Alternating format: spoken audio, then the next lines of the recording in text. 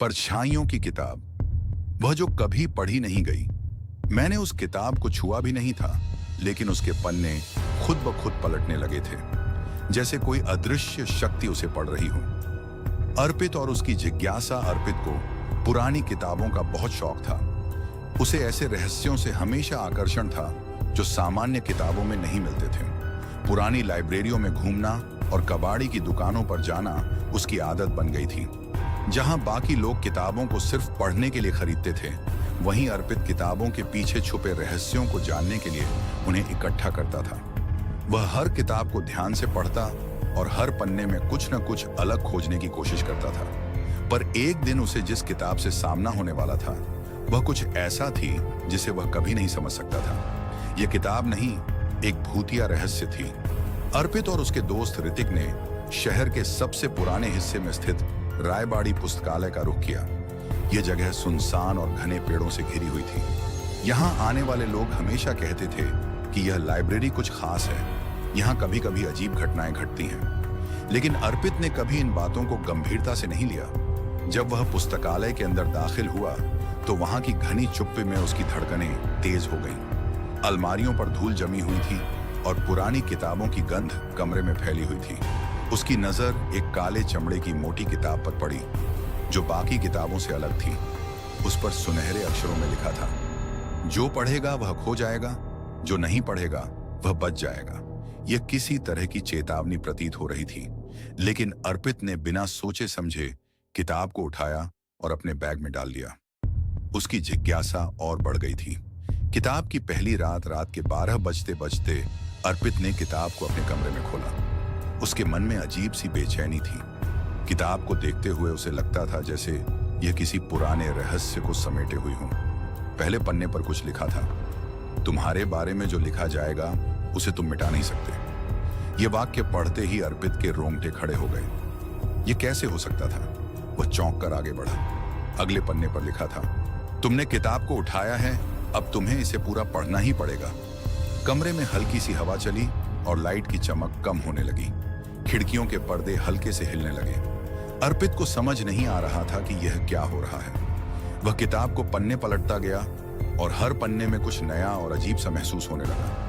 अर्पित ने अगले पन्ने को पलटा और चौंक गया। कल तुम्हारे घर में कोई दस्तक देगा, दरवाजा मत खोलना वरना। यह चेतावनी उसे पूरी तरह घेर चुकी थी, लेकिन उसे लगा कि यह सिर्फ एक संयोग है और उसने किताब को बंद कर दिया।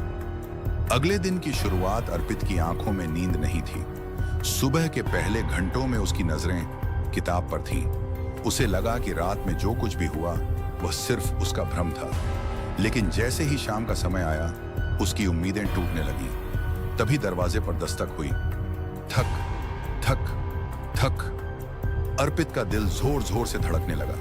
वह किताब के बारे में सोचते हुए डर से कांपने लगा। उसने एक गहरी सांस ली और दरवाजा खोला, लेकिन बाहर कोई नहीं था। वह कुछ समझ पाता इससे पहले ही अंदर की ओर घना अंधेरा छा गया और कमरे का तापमान अचानक गिर गया। परछाइयों की दुनिया। अर्पित ने देखा कि कमरे की दीवारों पर उसकी परछाई हिल रही थी, पर यह सामान्य परछाई नहीं थी, वह कुछ और ही थी। जैसे ही उसने ध्यान दिया, उसकी परछाई ने आकार लेना शुरू किया। वह परछाई अब धीरे धीरे आकार बदलने लगी थी। मैं तुम्हारी परछाई हूं और अब मैं तुम्हारी जगह लेने आई हूं। यह शब्दों का एक भयावह गठजोड़ था जो सीधे उसके मन में घुस रहे थे। अर्पित की आंखों के सामने वही काली परछाई खड़ी थी। वह खामोशी से उसकी ओर बढ़ने लगी। अर्पित को समझ नहीं आ रहा था कि वह क्या करे। उसने जल्दी से किताब के पन्ने पलटे। अगले पन्ने पर लिखा था, अगर तुमने इसे बंद किया तो तुम भी परछाई बन जाओगे।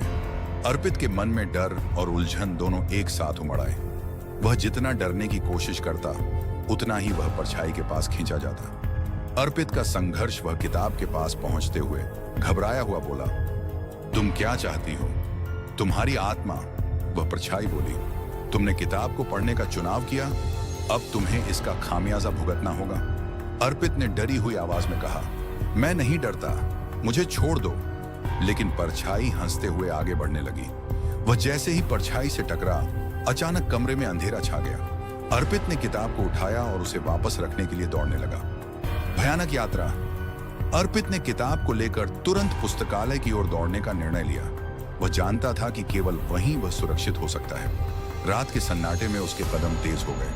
जैसे जैसे वह पुस्तकालय के पास पहुंचा, दरवाजे अपने आप खुलने लगे। वह अंदर दाखिल हुआ और उसी अलमारी की ओर बढ़ा जहां से उसने किताब उठाई थी। लेकिन जैसे ही उसने किताब को अलमारी में रखा, अचानक पूरा वातावरण बदल गया। दरवाजे बंद हो गए, चारों ओर घना अंधेरा छा गया। अर्पित को लगा कि अब कोई लौटने का रास्ता नहीं बचा है। अंतिम परीक्षा वह किताब को वापस रखने ही वाला था कि एक विशाल काली आकृति सामने आई। उसका चेहरा अस्पष्ट था, लेकिन उसकी आंखें किसी गहरे अंधेरे में डूबी हुई थीं। अब तुम हमारे साथ रहोगे, वह आकृति बोली। तुमने किताब को पढ़ा, अब तुम हमारी दुनिया में हो। अर्पित ने डरते हुए कहा, नहीं, मुझे छोड़ दो, तुम बच नहीं सकते। वह हंसी, तुम्हें हमेशा के लिए यहीं रहना होगा। लेकिन अर्पित ने अंतिम प्रयास किया और किताब को वापस अलमारी में रख दिया। तभी सब कुछ शांत हो गया। दरवाजे अपने आप खुल गए, अंधेरा छा गया। वह फिर से अपने कमरे में था और परछाइयां गायब हो गई थीं। क्या सब कुछ खत्म हो गया? अर्पित ने राहत की सांस ली। अब उसे लगने लगा कि वह सब कुछ भूल सकता है। लेकिन जैसे ही उसने अपनी टेबल पर नजर डाली, उसे वही किताब दिखी। इस बार किताब का कवर बदला हुआ था। अब उस पर लिखा था, अगला पाठक कौन होगा? अर्पित की सांसें थम गईं। उसने यह क्या किया था? क्या वह अब भी उस किताब के चुंगल में था? और तब उसने महसूस किया, परछाइयां कभी खत्म नहीं होती, वे सिर्फ अपना नया शिकार तलाशती रहती हैं। समाप्त।